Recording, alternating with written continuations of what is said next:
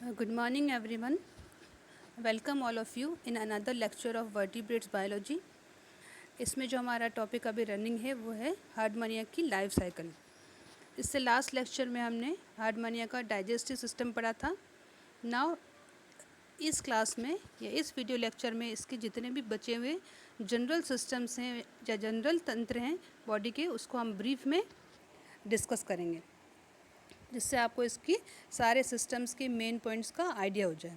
तो जो आज जो हमारा टॉपिक है डिस्कशन का वो है different systems of Herdmania in brief. सबसे पहला है इसका रेस्पिरेटरी सिस्टम, जिसको हम कहते हैं श्वसन तंत्र। तो इसके अंदर रेस्पिरेशन या श्वसन किस तरह से होता है? तो सबसे पहला 2-3 तरह से होता है। तो सबसे पहले हमने इसकी बॉडी में देखा था कि इस बॉडी का जो मेजर पार्ट है वो कौन कवर कर रहा है? फेरिंग्स। फेरिंग्स जनरली काम क्या होता है? फेरिंग्स के अंदर छोटे छोटे पोर्स होते हैं या गिल स्लिट्स होती हैं, जो मेनली फेरिंग्स किसके लिए काम करता है? श्वसन के लिए। तो जो फेरिंग्स की वॉल है, यानी कि फेरिंग्स की जो ऊपर के कवर है, हमने उसमें देखा कि उसके अंदर बहुत सारे छोटे छोटे पोर्स होने के साथ साथ उसकी जो लेयर है ऊपर की वो बहुत ही थिन होती है। रेस्पिरेशन के लिए सबसे ज़्यादा इम्पोर्टेंट है कि हमें वहाँ पे उस झिल्ली से क्या करना है? एक्सचेंज करना है। क्या चीज़ एक्सचेंज करनी है हमको? CO2 को ऑक्सीजन से। इसलिए वो जो रेस्पिरेटरी लेयर है या झिल्ली वो बहुत थिन या पतली होनी ज़रूरी है। तो ये जो फेरिंग्स है उसकी जो वॉल होती है वो हाईली वैस्कुलर होती है। वैस्कुलर का मतलब वहाँ पे रिच ब्लड सप्लाई होनी ज़रूरी है, क्योंकि हम ऑक्सीजन और CO2 का एक्सचेंज किसके बीच में करेंगे? बाहर से तो हम लोग क्या लेंगे? ऑक्सीजन लेंगे एनवायरनमेंट से, और जो भी बॉडी के अंदर CO2 है वो रक्त के द्वारा बॉडी के बाहर भेज दी जाती है। इसलिए वहाँ पे रिच सप्लाई होनी ज़रूरी है इसकी ब्लड की। तो ये जो फेरेंजियल वाल है वो हाईली वैस्कुलर होती है और rich network of blood vessels उसमें पाई जाती है, जिसकी वजह से इन दो गैसेस का आपस में एक्सचेंज हो सके, किनका? CO2 का एंड ऑक्सीजन का। दूसरी बात, जैसे कि इसके अंदर सिस्टम्स में हमने देखा था कि इसकी कई जगह पे लॉन्गिट्यूडनल फोल्ड्स हैं, पेपिले हैं, यानी कि जो कंगूर टाइप स्ट्रक्चर है वो क्या करता है? जो ऑक्सीजन को अब्जॉर्व करने में उसकी हेल्प करता है। नेक्स्ट बात जो है, जो हमारा एट्रियम है, एट्रियम क्या चीज़ है? जो बॉडी की जो पूरी अंदर की कैविटी है उसके अंदर भी कई तरह के कंगूरे टाइप स्ट्रक्चर मिलते हैं, जिसको हम कहते हैं वैस्कुलर ट्यूबरकल। वो भी हेल्प करते हैं उसकी गैसेस एक्सचेंज के। लास्ट इसमें जो है हमने पढ़ा था, जब हम इसकी बाह्य संरचना पढ़ रहे थे, कि इसकी स्किन के ऊपर का जो कलर हमें रेड रेड दिखता है वो किस वजह से दिखता है? कि जो ब्लड वेसल्स है उसकी रिच सप्लाई कहाँ पे? सतह के आसपास है। और जैसे ही वो सतह के पास में आती है ब्लड वेसल्स, तो एक तरह का बल्ब लाइक स्ट्रक्चर बनाती है, जिसको हम कहते हैं वैस्कुलर एम्पुली। तो ये जो वैस्कुलर एम्पुली है जिसके अंदर रिच सप्लाई है किसका? ब्लड का, और वो हेल्प करती है उसकी बॉडी की सरफेस से गैस का एक्सचेंज करने में। यानी कि इसकी बॉडी का जो सरफेस है जिसको हम टेस्ट या ट्यूनिक कहते हैं, वो भी इसका एक श्वसन अंग है या रेस्पिरेटरी ऑर्गन की तरह वर्क करता है। नेक्स्ट सिस्टम हमारा आता है इसका ब्लड वैस्कुलर सिस्टम या रक्त परिसंचरण तंत्र। तो इसका जो सर्कुलेटरी सिस्टम है वो बहुत अच्छे से डेवलप है और कई रूप में ये मॉडिफाइड है। इसके जो डिफरेंट पार्ट्स हैं वो है इसका फर्स्ट है इसका हार्ट या पेरिकार्डियम, सेकेंड जो है इसका ब्लड वेसल्स। फर्स्ट है हार्ट या पेरिकार्डियम, सेकेंड ब्लड वेसल्स है, थर्ड है ब्लड। यानी इसकी बॉडी के अंदर हार्ट भी मिलता है, ब्लड भी पाया जाता है और ब्लड वेसल्स भी पाई जाती है। तो हार्ट के साथ में हम देख रहे हैं कि एक वर्ड लिखा है पेरिकार्डियम। जैसा कि हम सब जानते हैं पेरिकार्डियम किसको कहते हैं? पेरिकार्डियम वो झिल्ली जो हार्ट के आसपास पाई जाती है, और उसके बीच में हार्ट के आसपास जो एक लिक्विड सा तरल पदार्थ भरा होता है उसको हम क्या कहते हैं? Pericardial fluid. यहाँ स्पेशल बात ये कि जो पेरिकार्डियम जो है उसका स्पेशल बात ये है कि ये एक नॉन कॉन्ट्रैक्टाइल टाइप की एक ट्यूब लाइक स्ट्रक्चर है, जो कि 7 सेंटीमीटर लंबी है और 3 मिलीमीटर वाइड है, और दोनों तरफ से ये क्लोज्ड है। और इसके अंदर हमें क्या मिल रहा है? इसका हार्ट मिल रहा है।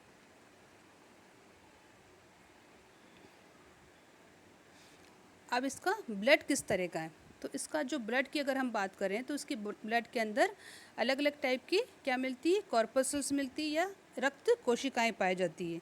जैसे कि ल्यूकोसाइट्स भी है इसके अंदर, कलर्ड कॉर्पसल्स भी हैं और नेफ्रोसाइट्स हैं, कुछ में वेनेडोसाइट्स भी हैं। तो जो ल्यूकोसाइट्स हैं वो किस तरह की कोशिका हैं, जो वाइट ब्लड सेल से और 6 से 7 तरह की उसमें अंदर जो कोशिकाएं मिलती हैं, उसके अंदर किसी में तो न्यूक्लियस पाया जाता है, केंद्रक पाया जाता है, किसी में नहीं पाया जाता है, और किसी में रिक्तियाँ जिसको हम कहते हैं वैक्यूल्स वो पाए जाते हैं। और इसकी बॉडी में अलग अलग रोल है जिसका अच्छे से अभी नॉलेज नहीं है। और इनके कॉर्पसल्स के अंदर या इन कोशिकाओं के अंदर क्या मिलता है, हमें अलग अलग कलर्स मिलते हैं, पिगमेंट्स मिलती है, जैसे ऑरेंज, येलो या ब्राउन या येलोइश ग्रीन, इस तरह की पिगमेंट होती है किसके अंदर, इन कोशिकाओं के अंदर।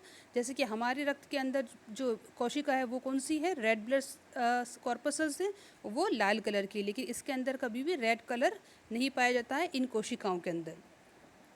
और मोस्ट ट्यूनिकेट्स यानी कि जो इसी क्लास के जो अदर मेंबर्स है जिसको हम कह रहे हैं ट्यूनिकेट्स, उनकी बॉडी के अंदर एक स्पेशल टाइप की कोशिका या सेल पाई जाती है जिसको हम कहते हैं वेनेडोसाइट्स।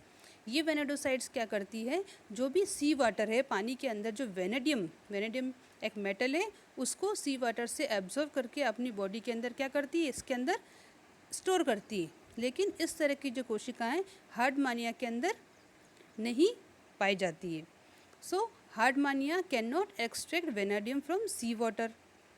ओके, नेक्स्ट ये आप देख सकते हैं कि टाइप ऑफ ब्लड कॉर्पसल्स, इसमें कुछ कोशिकाएं हैं उसके अंदर न्यूक्लियस दिख रहा है आपको, किसी के अंदर रिक्तियां हैं, किसी के अंदर न्यूक्लियस नहीं है। तो ये है different type of blood cells of हार्डमानिया। Course of blood circulation, अब जो इम्पोर्टेंट बात हार्डमानिया में हमें देखने की वो है इसका ब्लड का सर्कुलेशन, यानी कि ब्लड किस तरह से शरीर के अंदर फ्लो कर रहा है। जैसे कि हम जानते हैं कि हमारी बॉडी के अंदर हार्ट है, और हार्ट क्या करता है, ब्लड को पंप करता है और पूरी बॉडी के अंदर जाता है। अब इसमें 2 वेसल्स मेन काम है ब्लड के सर्कुलेशन में। सबसे पहले क्या होती है, आर्टरीज, और दूसरी होती है वेन्स। वेन्स का ये कार्य होता है कि जो पूरी शरीर के अंदर से इम्प्योर या अशुद्ध रक्त या ब्लड होता है उसको कहाँ पहुँचाती है, हार्ट तक पहुँचाती है। और हार्ट में से शुद्ध या प्योर ब्लड आर्टरीज के द्वारा पूरे अपने शरीर में या बॉडी के हर अंग में पहुँचाया जाता है। ये हमारा है एक स्टैंडर्ड बात जो हर एनिमल में पाई जाती है। लेकिन यहाँ पे एक स्पेशल फीचर है, वो क्या है कि इनका हार्ट है वो एक यूनिक टाइप का है, एक स्पेशल टाइप का हार्ट है, जैसा कि किसी भी दूसरे एनिमल किंगडम में नहीं पाया जाता है। तो ये क्या करता है, changing the direction of flow of blood through it by reverse peristalsis at regular interval, यानी कि एक रेगुलर इंटरवल पे हार्ट का काम क्या होता है, रिवर्स हो जाता है। It means the arteries and veins change their roles when reversal of flow of blood occurs periodically, यानी कि एक निश्चित समय पे जी जो वेन्स हैं वो अपना रोल है वो क्या कर लेती है, बदल लेती है। यानी कि आर्टरीज का काम कौन करने लग जाता है, वेन्स, और वेन्स का काम कौन करता है, आर्टरीज। तो पीरियडिकली इनका ब्लड का फ्लो कैसा हो रहा है, रिवर्स हो जाता है, उल्टा हो जाता है। ऐसा दूसरे किसी भी जंतु में, एनिमल किंगडम में हम नहीं देख सकते हैं। इस डायग्राम से आप देख सकते हैं कि इसके अंदर ब्लड का फ्लो किस तरह से हो रहा है। तो सबसे हम पहले देख रहे हैं इसकी बॉडी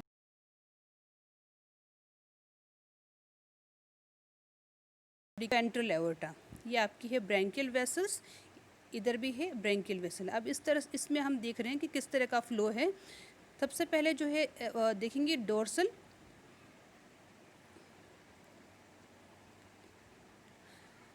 जब इसकी बॉडी से हार्ट कहाँ से फ्लो होता है, वेंट्रो डोर्सली, यानी कि इस डायग्राम में नीचे से वेंट्रो डोर्सली नीचे से ऊपर की तरफ इसके अंदर ब्लड फ्लो होगा। तब इस फ्लो का डायरेक्शन क्या होगा, और वेंट्रल एओर्टा से किस तरह का रक्त फ्लो होगा, ऑक्सीजनेटेड, यानी कि प्योर ब्लड। तो वेंट्रल एओर्टा से एक सीक्वेंस में इस तरह से जाएगा और ऐसे घूम के वापस यहाँ पे पहुँच जाएगा। दूसरे में डोर्सल एओर्टा से ब्लड होगा, ये कैसा होगा, डीऑक्सीजनेट, यानी कि जो ब्लड प्योर नहीं है। तो डोर्सल एओर्टा से रक्त कैसे जाएगा, ब्रैंकियल वेसल से जाएगा, देन वेंट्रल एओर्टा में आएगा, देन हार्ट के पास जाएगा, टेस्ट के पास जाएगा, उसके बाद कार्डियो विसरल वेसल और डिफरेंट ऑर्गन्स और ब्रैंकियो वेसल और वेसल तक पहुंच जाएगा।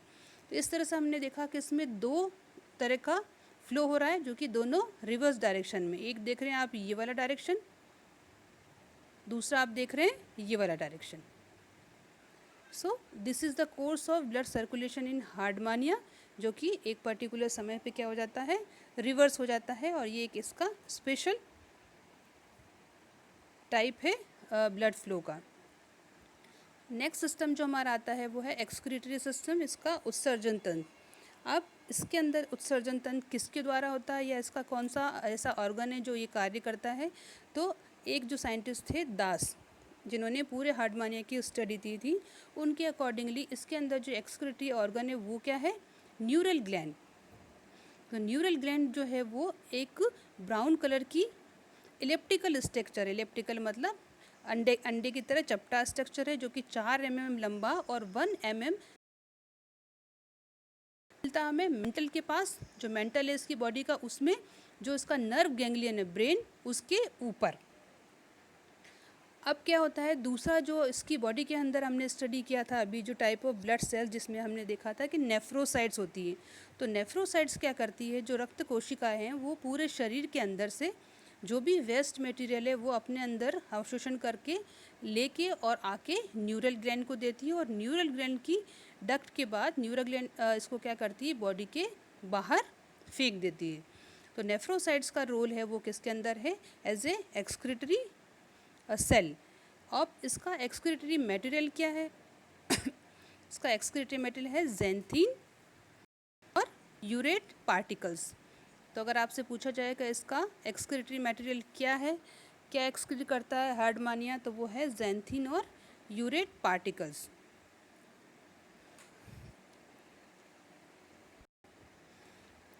नेक्स्ट हम देखते हैं कि जो न्यूरल ग्लैंड है, जिसको हम कह रहे हैं एक्सक्रीटरी सिस्टम, इसका दूसरा रोल क्या है। तो न्यूरल ग्लैंड का रोल सेकेंडरी लेवल पे ये भी है कि ये हार्मोन को स्रावित करती है, यानी कि हार्मोन का सिक्रेशन करती है, जो किस में काम आता है, ओविपोजिशन में, मतलब अंडे देने के टाइम पे, और उसके मेटामॉर्फोसिस यानी कि कायांतरण के टाइम पे। और मेन इंपॉर्टेंट बात है कि न्यूरो जो ग्लैंड है वो होमोलोगस किसके है, हायर वर्टिब्रेट की पिट्यूटरी ग्लैंड, पीयूष ग्रंथि जिसको कहते हैं, उसके होमोलोगस हैं।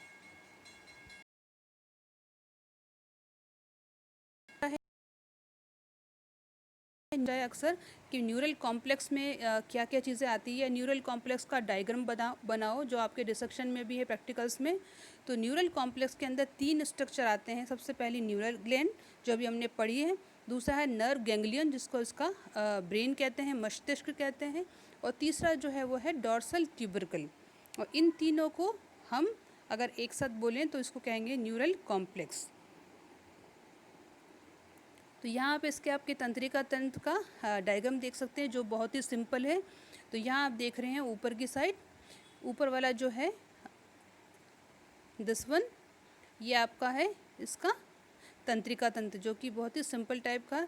तो इसमें हम क्या देख रहे हैं कि इसके अंदर सेंट्रल में तो क्या है, इसका नर्व गैंग्लियन, जिसको हम कह रहे हैं ब्रेन। दूसरा आप देख रहे हैं यहाँ पे, इस नर्व गैंग्लियन से दोनों साइड पे इसकी क्या निकल रही है, वेसल्स, जिसको हम कह रहे हैं posterior nerve vessel, anterior nerve vessel. तो एंटीरियर मतलब इसका ब्रैंकियल अपर्चर जहाँ, यानी कि इसका माउथ जहाँ, पोस्टीरियर नर्व फाइबर यानी कि पीछे की साइड को हम क्या कह रहे हैं, इसका एट्रियल अपर्चर। तो इसके अंदर से 3 फाइबर 1, 2 और 3 तो कहाँ पर जा रहे हैं, ब्रैंकियल अपर्चर में। और 2, 1 और 2 नर्व फाइबर किसके पास जा रहे हैं, एट्रियल अपर्चर, उसके अंदर नर्व सप्लाई है, जिसकी वजह से उसका कार्य कैसा है, बहुत ही एक्टिव टाइप का है। इसके नीचे का आप जो डायग्राम देख रहे हैं वो न्यूरल कॉम्प्लेक्स का डायग्राम है, जिसमें आप देख रहे हैं कि सबसे ऊपर एक न्यूरल ग्लैंड का स्ट्रक्चर है, देन नर्व गैंग्लियन है ब्रेन, और सबसे नीचे है इसका डॉर्सल ट्यूबरकल। तो ये देख रहे हैं आप, इसका ये डॉर्सल ट्यूबरकल है, देन आपकी ये न्यूरल ग्लैंड है, और ये नर्व गैंग्लियन है। तो ये तीनों मिलके एक कॉम्प्लेक्स बनाते हैं, जिसको हम क्या कहते हैं, न्यूरल कॉम्प्लेक्स। इन शॉर्ट याद करने के लिए मैंने ये कुछ पॉइंट्स लिखे हैं। एंडोस्टाइल जो आपने नाम सुना है, इसके अंदर अभी स्टार्टिंग में हमने लास्ट जब उसका डाइजेस्टिव सिस्टम पढ़ा था तब मैंने आपको बताया भी था कि एंडोस्टाइल जो है वो होमोलोगस है। ये सारी चीज़ें क्या है, किसके होमोलोगस है या किसके समरूप है। तो एंडोस्टाइल किसके होमोलोगस है, हायर वर्टिब्रेट्स के, थायराइड ग्रंथि के। न्यूरल ग्लैंड किसके समरूप है या किसके होमोलोगस है, पिट्यूटरी ग्रंथि के।